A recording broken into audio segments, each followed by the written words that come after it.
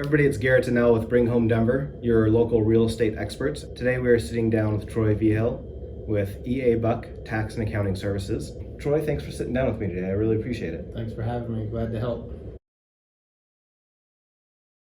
1031 exchange is when you're selling or trading business property, so rental property that you're collecting rent on. That's when you would utilize a 1031 exchange if you didn't want to pay the taxes on it. Not knowing important dates, not knowing how 1031 exchanges work if you have real estate that's investment real estate. So we had a client, he had this property out in California, and he called me and he said, I sold my rental property in California. I'm doing a 1031 exchange. I already sold the property.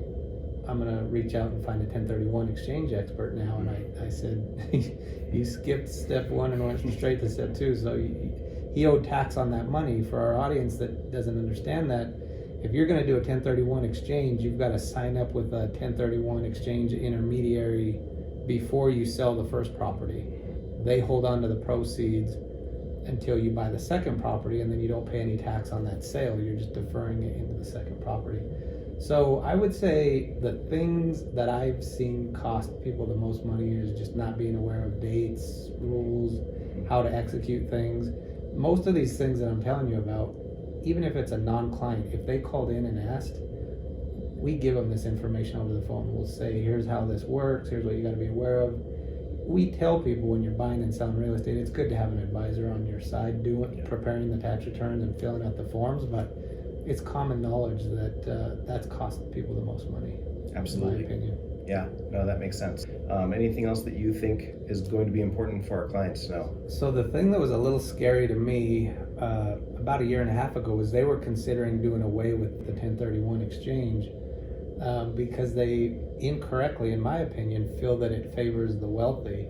We have a lot of blue-collar workers who have saved enough to buy rental properties that have also spent money on tax planning to know that they're going to do a 1031 exchange into the next bigger rental property, and they're just going to continue to defer those taxes and exchange into new bigger properties until they die, and then their beneficiaries or their kids will get that stepped up cost basis. That's how the rules work right now, and that's what the government is trying to do away with or take away. So as of right this second, no rule changes for anything real estate related in 2021 or 2022. Okay. That could change retroactively, and we follow it really closely in our office because it impacts almost every single client we have.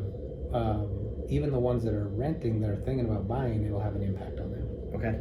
So if I'm hearing you correctly, you're saying that if someone's on the fence this year of selling and either participating in a 1031 exchange, it might be beneficial to do that sooner than later because changes could be coming. Exactly. I think at some point in time, unfortunately, both of those will potentially be on the chopping block and done away with. I don't know if it's going to be this year, next year, in 5 years. I have real estate of my own, both my primary residence and 4 rental properties, so I watch it as close as anyone. But all the appreciation that we've seen and the limited supply of homes on the market have made me want to sell my properties. I recently moved up into a new primary residence and was going to keep my old primary residence as a rental property, but between the Section 121 exclusion and the crazy offers that we were getting on the property,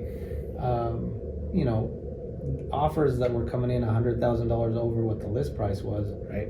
Me and my wife made the decision just to sell that property. So we liquidated that first property, didn't pay any tax on it, used that money to invest in other things. It's hard to really call the top of a market, right, but I know if I had a lot of real estate, this would probably be the time to potentially sell some of it and diversify into other assets or diversify into other regions. This market is just unlike anything I've ever seen before. And I'm pretty young, but I study the history of real estate, and it's just it's hard to believe we're in the situation that we're in. So absolutely, the short answer is yes, it is probably a good time if you're on the fence with property that could go one way or another. Would be a good time to sell. Yeah, that's great advice. Took the same advice last year, and we sold our old primary. And frankly, I know a lot of people who are just moving into cash right now. thinking that there may be a change in the market the next couple of years and freeing that up or putting it into a more midterm equity position. Yeah, there's a lot of uses for that money right now, and I'm not a investment advisor, but we're happy with the decision we made to sell. Yeah, for sure. Absolutely. Well, if you guys have any questions following up this conversation, feel free to reach out to Troy here.